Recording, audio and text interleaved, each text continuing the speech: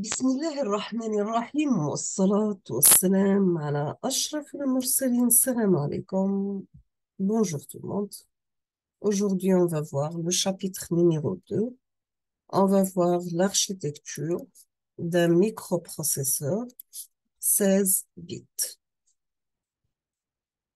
Donc, chapitre numéro 2, l'architecture d'un microprocesseur 16 bits. Comme toujours, on doit commencer par définition. Nous avons qu'un microprocesseur, c'est un circuit intégré, complexe, caractérisé par une très grande intégration. Il est doté de facultés d'interprétation et d'exécution des instructions d'un programme.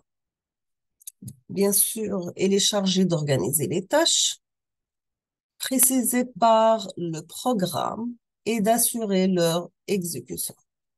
Donc, il doit prendre en compte les informations extérieures au système et assure leur traitement.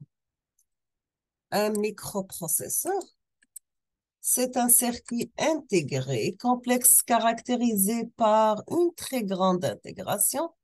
Il est doté de facultés d'interprétation, d'exécution des instructions d'un programme.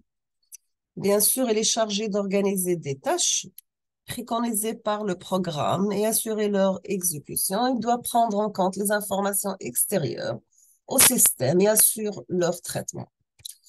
On passe ensuite à l'architecture interne de notre microprocesseur à 16 bits.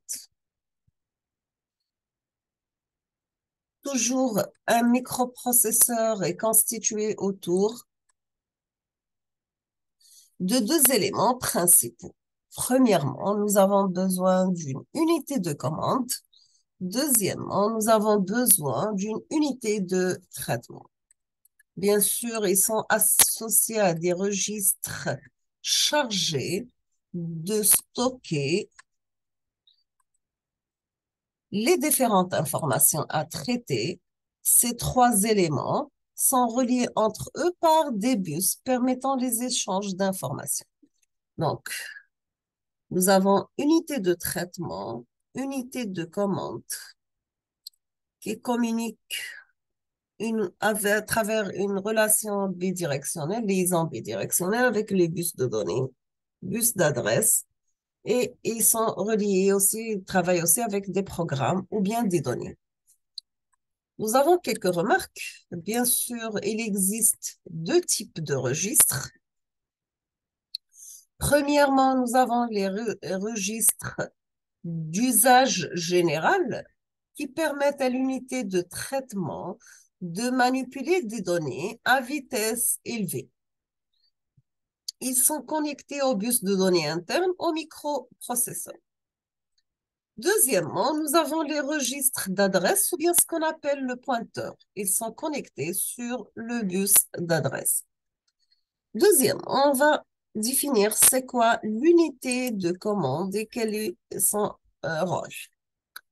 Bien sûr, l'unité de commande, elle permet de séquencer le déroulement des instructions. Elle effectue la recherche en mémoire de l'instruction. Comme chaque instruction est codée sous forme binaire, elle assure le décodage afin de réaliser son exécution. Puis, elle va effectuer la préparation de l'instruction suivante. Je reprends. L'unité de commande permet de séquencer le déroulement des instructions. Elle effectue la recherche en mémoire de l'instruction et comme chaque instruction est codée sous forme binaire, elle assure le décodage pour enfin réaliser son exécution. Puis, elle va effectuer la préparation de l'instruction suivante. Nous avons aussi le compteur programme.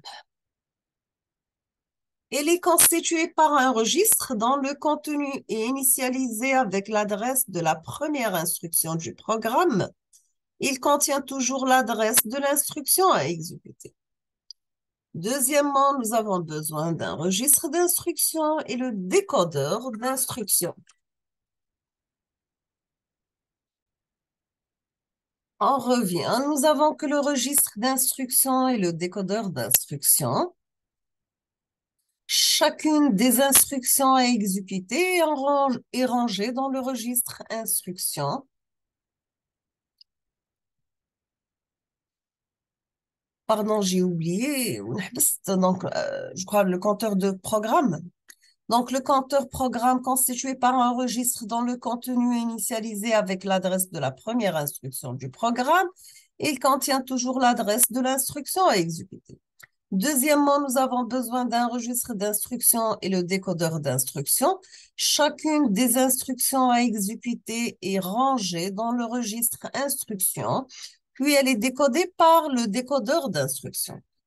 Troisièmement, nous avons le bloc logique de commande, ou bien ce qu'on appelle le séquenceur. Il va organiser l'exécution des instructions au rythme d'une horloge. Deuxième unité, c'est bien ce qu'on appelle l'unité de traitement. Bien sûr, c'est le cœur du microprocesseur. Elle regroupe les circuits qui assurent les traitements nécessaires à l'exécution des instructions. L'unité de traitement, elle contient une unité arithmétique et logique, ou bien ce qu'on appelle le UAL, unité arithmétique et logique. C'est un circuit complexe qui assure les fonctions logiques. Nous avons le AND et le OR, la comparaison, le décodage, etc. Ou bien des opérations arithmétiques, par exemple, vous avez l'addition, la soustraction, la multiplication, etc. Deuxièmement, nous avons le registre d'état. Il est généralement composé de 8 bits. Chacun de ces bits est un indicateur dont l'état dépend du résultat de la dernière opération effectuée par l'unité arithmétique et logique. On les appelle indicateurs d'état ou bien le flag ou bien le drapeau. On peut citer parmi ces indicateurs, nous avons le retenu ou bien le query, le C, le retenu intermédiaire, auxiliary query, signe, débordement, le overflow, zero, parity. Nous avons aussi dans cette unité de traitement les accumulateurs. Bien sûr, ce sont des registres de travail qui servent à stocker une opérande au début d'une opération arithmétique et le résultat à la fin de l'opération, bien sûr. Voici le schéma fonctionnel. Vous avez l'unité arithmétique et logique, des accumulateurs, les registres d'état, qui sont reliés avec des registres de données. Les registres de données sont reliés avec des registres d'instructions et des décodeurs d'instructions. Un PC, bloc logique de commande, les bus de commande, les registres d'adresse et des programmes et des données, bien sûr, qui sont le bloc logique de commande est synchronisé avec l'horloge, le bus de données. Il a une liaison bidirectionnelle avec notre système. Nous sommes arrivés à la fin de ce cours, de ce deuxième chapitre pour l'architecture d'un microprocesseur 16 bits. Je vous remercie infiniment pour votre attention. Comme toujours, n'hésitez pas si vous avez des questions et à la prochaine vidéo, Inch'Allah. نقول لكم استودعكم الله الذي لا تضيع ودائعه وحد موفق للجميع.